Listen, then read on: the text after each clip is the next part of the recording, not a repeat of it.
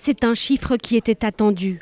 14 322 femmes enceintes traitées par la Dépakine entre 2007 et 2014. Si le nombre d'enfants atteints de troubles n'est pas encore connu, les risques, eux, le sont. 10% des enfants exposés présentent des malformations physiques. Jusqu'à 40% souffrent de troubles neurologiques et même d'autisme. Des pathologies graves qui nécessitent des soins très lourds. Le ministère de la Santé promet un dispositif d'indemnisation des victimes d'ici la fin de l'année.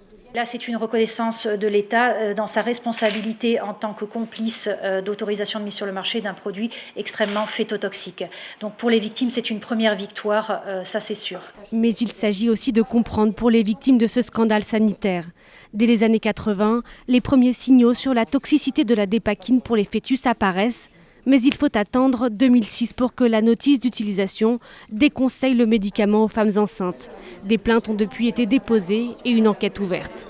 Les familles que je représente et l'APESAC souhaitent qu'une information judiciaire soit ouverte pour faire la lumière sur ce dossier et notamment comprendre, au-delà de la prise en charge, au-delà de l'indemnisation, qui est responsable. Comment est-ce qu'on a pu laisser pendant des années et des années ce produit sur le marché où tous les ans, 1000, peut-être 1500 enfants naissaient avec des malformations qu'on aurait pu éviter. Le laboratoire Sanofi, qui commercialise la Dépakine depuis 1967, est pointé du doigt pour son manque de réactivité. Un pictogramme pour prévenir des dangers de la Dépakine devrait très vite être apposé sur les boîtes de médicaments.